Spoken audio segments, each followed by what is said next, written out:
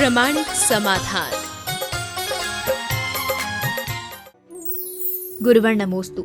एक तरफ मन शांति का प्रयास करता है तो वहीं दूसरी ओर मन अशांति की ओर बढ़ता है, तो हम दोनों में कैसे तालमेल बैठाएं और कैसे शांति प्राप्त करें? मन के सामने दो चीजें, एक सुख है, एक हित है। मन प्राय सुख खोजता है और हमारा विवेक हित की बात सोचता है। अगर आप अपने विवेक को जागृत कर लो और तो सुख को तिलांजलि देना प्रारंभ कर दोगे और सुख तिरस्कृत होगा तो हित अपने आप पुष्ट होगा। तो मन को सुख मिलता है चटक पटक खाने में, लेकिन उसमें हित नहीं है तो हमें उसे त्याग देना चाहिए, क्योंकि जो हितकारी है हमें उसका ही आलम्बन लेना है। मन की करोगे तो कहीं के नहीं रहोगे और विवेक से काम करोगे, अंतर मन की बात सुनोगे तो तुम्हारा हित होगा और सब कुछ अच्छा हो सकता। गुरुवर नमोस्तु। मध्य प्रदेश में गजरत महोत्सव होता है, उसमें 7 फेरे लगाते हैं, ये क्या है? इसका उद्देश्य क्या है? पंचकल्याण की संपन्नता के बाद गजरथ चलाया जाता है। गज हाथियों के रथ पर भगवान को विराजमान करके मंडप की 7 परिक्रमा लगाई जाती है और एक बड़ा उत्सव होता है। लाखों लोग उसमें सम्मिलित होते हैं, जैन अजैन सभी सम्मिलित होते हैं। आपने पूछा ये क्यों होता है, 7 फेरी क्यों लगाई जाती है? गज मंगल का प्रतीक होता है और कहते हैं जिस धरा पर गजरथ घूम जाता है उधर सर्वत्र शांति, तुष्टि और समृद्धि होती। 7 फेरे लगाने का जो कारण है वो कुछ और है। आप लोगों ने 7 फेरे तो लगाई हैं, आप ही लोगों के लगे हैं। वो 7 क्यों लगाते हैं? हम सुनते हैं कि जब इंद्र के पास भगवान के कल्याण की सूचना होती है तो इंद्र 7 कदम आगे बढ़कर भगवान को प्रणाम करता है। दरअसल 7 पूर्ण प्रेम और समर्पण की अभिव्यक्ति का प्रतीक है। 7 जन्म तक साथ निभाए, 7 जन्म में हमें ऐसा पति मिले, 7 जन्म हमें ऐसी पत्नी मिले, बोलते हैं। तो 7 जो अंक है वह पूर्ण प्रेम और समर्पण की अभिव्यक्ति का है। आप लोगों के बीच जो 7 फेरे लगाए जाते हैं वो इसीलिए लगाए जाते हैं कि अब 2 मिलकर 1 हो रहे हैं, इसके लिए 7 फेरे लगाते हैं। तो भगवान के पंचकल्याण के बाद 7 परिक्रमा लगाने की जो वजह है वो केवल यही है कि भगवान हमने आपकी प्रतिष्ठा कर ली, अब हम आपके हो गए, अब सारे जीवन आपकी सेवा पूजा करके अपना रोम रोम आपके चरणों में समर्पित कर देंगे। इस भाव से वहां पर 7 फेरे लगाएंगे। गुरुवर नमोस्तु। भगवान के साथ अर्घ्य चढ़ाते हैं, क्या इसे भाव पूजा कहते हैं और क्या इसके बाद शांति पाठ और विसर्जन भी करना पड़ता है? देखिए, पूजा तो अष्टद्रव्य से की जाती है। अष्टद्रव्यों में अर्घ्य नहीं है, वो 9वां है, वो तो समापन में है। आप चढ़ा सकते, कोई दिक्कत नहीं। 8 तो पहले चढ़ना चाहिए। अष्टद्रव्य जल गंधक छात्र आदि जो होते हैं वो अष्टद्रव्य है, उसमें अर्घ आता है। जल, गंध, अक्षत, पुष्प, दीप, नैवेद्य, धूप और फल, ये 8 द्रव्य है, ये मूल है। 9वां हम उसके समूह में चढ़ा देते हैं। आप 8 अर्घ पूरा चढ़ाए, फिर 9वें अर्घ में अर्घ चढ़ाए। ये अब उसके बाद शांति पाठ आदि की जो बात है ये एक प्रक्रिया की दृष्टि से ठीक है, पर कभी बहुत जल्दी हो तो लघु पूजा आप कर सकते हैं। आपको एक लघु पूजा बता देता हूं, वो आपात स्थिति के लिए रोज मत करना। वो है चौके वाली पूजा। मुनि महाराज चौके में आते हैं, आप लोग कौन सी पूजा करते हैं? वो आपकी पूजा हो गई, पूजा का नियम पल गया। ओम ह्रीं देव सास गुरु समूह जन्म जरा मृत्यु विनाशनाय। जन्म जरा मृत्यु विनाशनाय की जरूरत भी। जलम निरुपामति स्वाहा, चंदनम निरुपामति स्वाहा, अक्षता निरुपामति स्वाहा। आप ऐसा बोल सकते हैं, पर ये फार्मूला रोज मत अपनाना। क्यों? इससे तुम्हारा प्रमाद बढ़ेगा, धर्म ध्यान छूटेगा। गुरुवर नमोस्तु। समेत शिखर जी में बड़े मंदिर का निर्माण हो रहा है, उसमें सीमेंट और लोहे का प्रयोग नहीं हो रहा।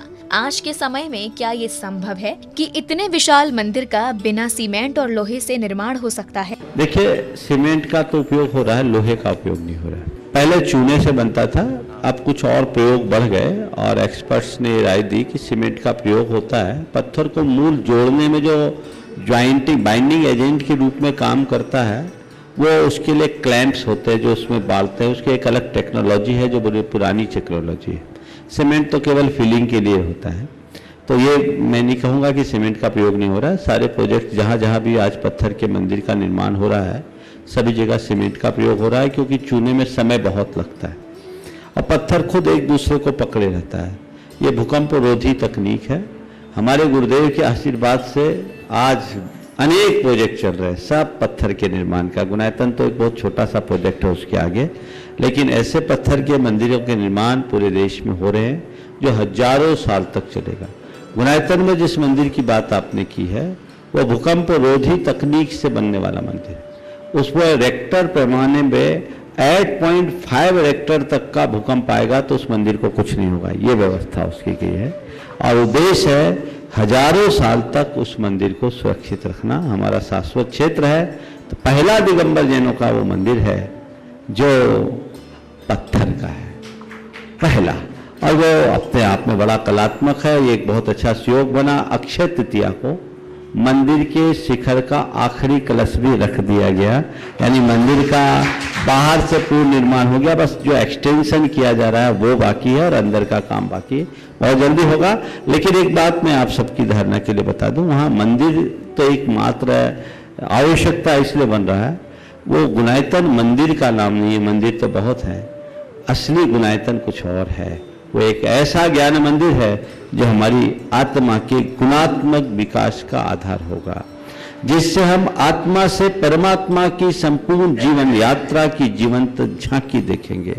मिथ्या दृष्टि से सिद्ध अवस्था तक का संपूर्ण रूप हमें दिखेगा। जैन दर्शन में प्रतिपादित 14 गुणस्थानों के मर्म को हम जानेंगे। हम जानेंगे क्या होता है मिथ्या दृष्टि, क्या होता है सम्यक दृष्टि, कैसे होते श्रावक, कैसे होते मुनिराज, कैसा होता है ध्यान, कैसे होती है कर्मों की निर्जरा, क्या होता है केवल ज्ञान, कैसा होता है भगवान का समोसरण, कैसी खिलती है भगवान की दिव्यवाणी, कैसा होता है भगवान का श्री विहार और कैसे होता है भगवान का मोक्ष गमन। इन सब की जीवंत झांकी आधुनिक तकनीक के माध्यम से वहां जो कुछ भी दिखाया जाएगा वो विश्व स्तरीय होगा, हर व्यक्ति के विशुद्धि को बढ़ाने वाला। गुरुवर नमोस्तु।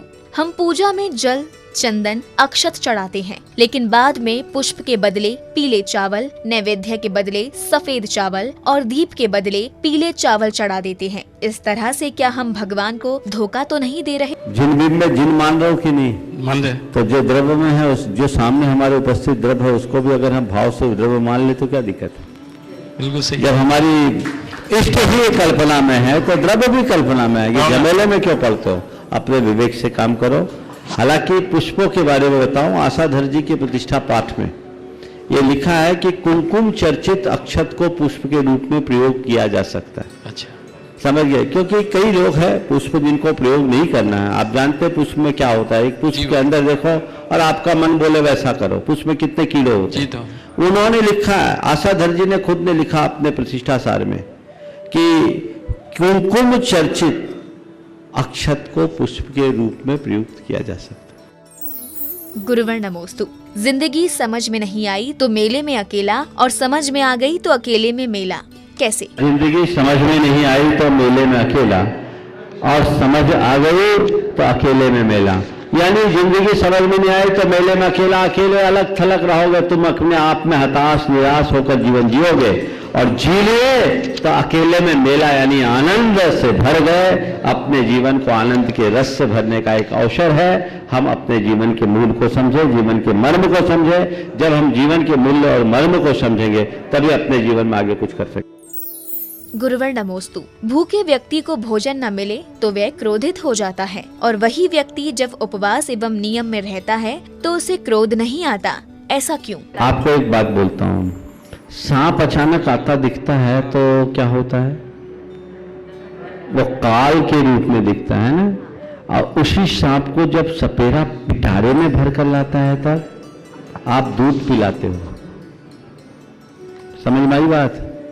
अचानक सांप लहराता हुआ निकल जाए तो काल दिखता है, और पिटारे में लेकर आते तो लोग उसे दूध पिलाते हैं। हमारा मन सांप की भांति है, जब स्वच्छंद विचरण करता है तो काल बन जाता है, और संयम के पिटारे में रख दे तो पूज्य बन जाता है।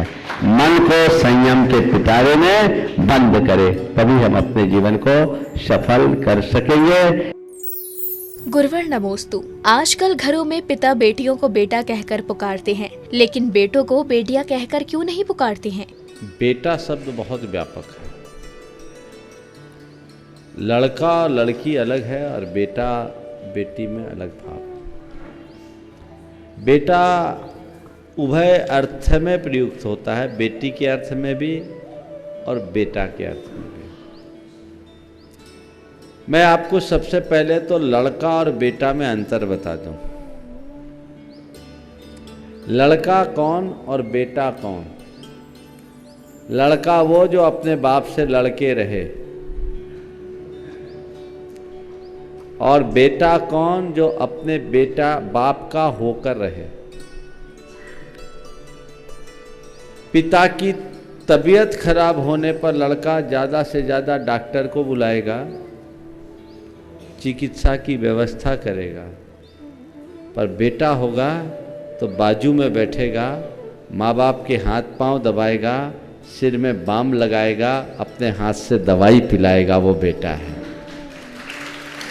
और अगर बेटी को बेटा कहा जाता है तो इसका अर्थ ये नहीं समझना कि ये लड़कों को प्रधानता देने के लिए किया जा रहा है। बेटा बहुत व्यापक है और वो दोनों के अर्थ में प्रयुक्त होता है।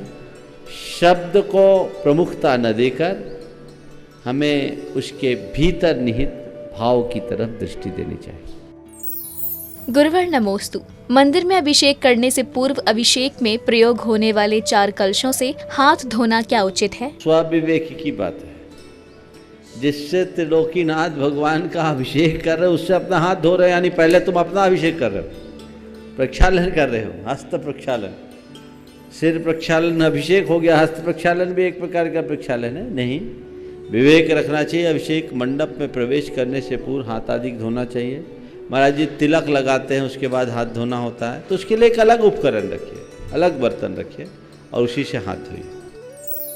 गुरुवर नमोस्तु। मरण तो निश्चित है, फिर भी हम मरण से क्यों डरते हैं, और जीवन में ऐसा क्या करें जिससे हमारा समय शुभ कार्यों और चिंतन में व्यतीत हो? आपने जो सवाल किया इसका उत्तर मैं महाभारत के संदर्भ से दे रहा हूँ। महाभारत में यक्ष ने पूछा कि आश्चर्य क्या है, तो नकुल, सहदेव, भीम, अर्जुन किसी के दिमाग में नहीं आया। सब आपको कहानी पता है। लेकिन जब युधिष्ठिर पहुँचे, उनसे पूछा गया कि आश्चर्य क्या है, तो युधिष्ठिर जी ने जो जवाब दिया वो आपके सवाल के जवाब में मैं कह रहा हूँ। उन्होंने कहा, अहन्नहन्य भूतानि गच्छन्ति यम मंदिरम शेषा जीवित मिच्छन्ति किम आश्चर्यमतः परम। प्रतिदिन लाखों लोग मौत के मुंह में समाते हैं, फिर भी बाकी लोग जिंदा रहना चाहते हैं। इससे बड़ा आश्चर्य क्या है? मरण निश्चित है, उसके बाद भी व्यक्ति अपने जीवन का मोह न छोड़े, यही आश्चर्य। गुरुवर नमोस्तु। आपके द्वारा दिए गए प्रवचन को हम अपने जीवन में कैसे धारण करें? देखिए, कम से कम इतना तो है कि जितनी देर सुनती उतनी देर असर पड़ता है, यानी शुरुआत हो गई है। और आपने कहा ऐसा कोई उपाय बताइए कि पूरा असर हो जाए। मैं उपाय बता दूंगा, तुम्हारे घर वाले परेशान होना शुरू कर देंगे। पूरा असर हुआ तो अभी सबके सब परेशान हो जाएंगे कि कहाँ आ गए।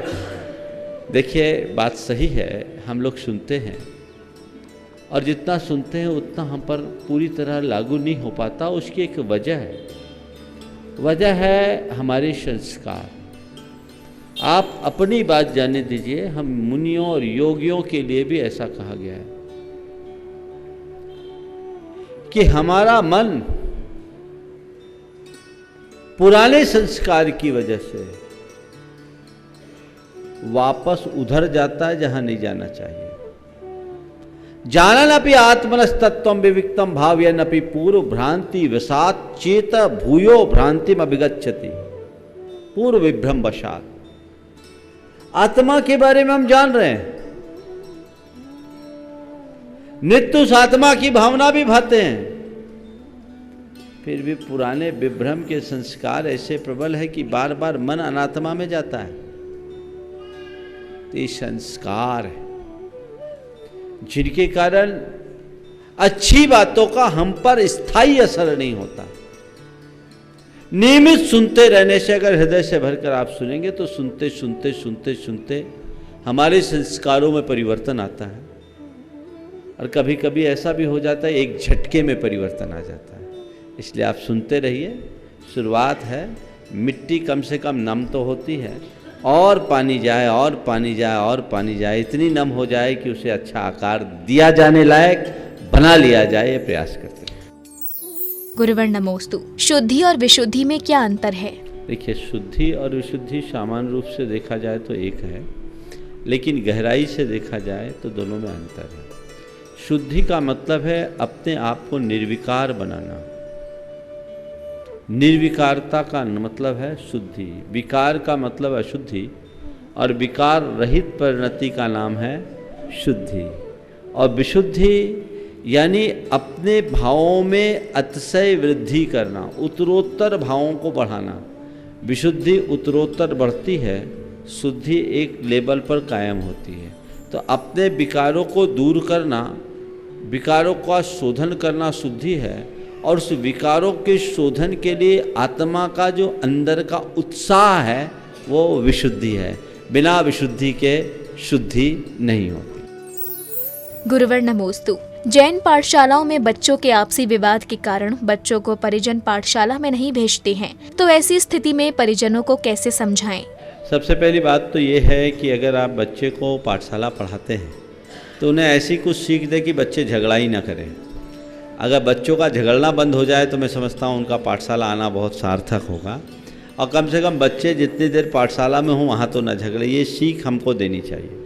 दूसरी बात, अगर बच्चे झगड़े करें और आप उन्हें समझाकर उनका झगड़ा शांत करें तो इस लिहाज से करें ताकि उन बच्चों में संकोच भी हो, लज्जा भी हो, और दोबारा झगड़ा न करें, और घर तक इस बात को पहुँचाने की नौबत ना आए। और घर में यदि बच्चे बताते हैं तो माँ बाप को चाहिए कि बच्चों का पाठशाला बंद कराने की जगह बच्चों को ऐसी सीख दे कि बेटा झगड़ा करना ठीक नहीं। मैं पूछता हूँ, तुम्हारा बच्चा स्कूल में भी तो झगड़ा करता होगा, तो जब बच्चा स्कूल में किसी से झगड़ कर आता है तो क्या उस दूसरे दिन से उसको स्कूल से नाम कटवा लेते हो? उसको स्कूल जाना बंद करा देते हो? भेजते हो ना? स्कूल में झगड़ा करने वाला बच्चा दोबारा जाकर बिगड़ भी सकता है, पर पाठशाला में जाकर अगर कोई बच्चा झगड़ा करे तो अगले दिन सुधरेगा ही, बिगड़ेगा नहीं। इसलिए उसे रोकना उचित नहीं। गुरुवर नमोस्तु। पूर्वजों के द्वारा स्थापित परंपरा और संस्कारों से विमुख होने के कारण वर्तमान में क्या अनेक अनहोनी घटनाएं घटित हो रही हैं? संस्कार विमुखता और सांस्कृतिक निष्ठाओं का अपघटन इसका मूल कारण है। मैं तो आप सबसे कहूँगा कि जो भी संचार माध्यम है, चाहे सोशल मीडिया है, प्रिंट मीडिया है, इलेक्ट्रॉनिक मीडिया है, आप इस तरह की नकारात्मक बातों को तवज्जो ही न दें। पर विडंबना है कि पूरा का पूरा मीडिया इन्हीं बातों को नमक मिर्च लगाकर ब्रेकिंग न्यूज बनाता है। और आप लोग भी ऐसे बेवकूफ़ और मूर्ख लोग हो। मुझे खराब लग रहा है मूर्ख शब्द बोलने में, लेकिन क्या करूँ, बोलना पड़ रहा है कि उन सड़ी सी बात को दिन भर चटकारे लेके सुनते हो।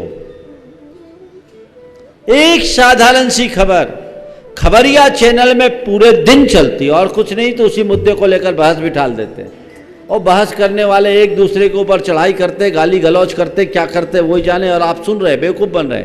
आप अपना कीमती समय क्यों व्यर्थ करते हो? इससे आप पाते क्यों? ठीक है, जानकारी के लिए यदि कोई खबर आपको जानना है, सुन लिया, उसके बाद खत्म। अब उसके बाद क्या हुआ, उसके बाद क्या हुआ, उसके बाद क्या हुआ, सलमान खान को जेल हुआ तो वो कैसे, क्या खाया, कैसे पिया, कहाँ सोया, क्या ओढ़ा, क्या बिछाया। अरे हद हो गई, ये बेवकूफों का करतूत है और क्या है। लेकिन लोग चिपक रहे हैं टीवी से। जिन बातों का कोई औचित्य नहीं, उनसे अपने आप को बचाइए।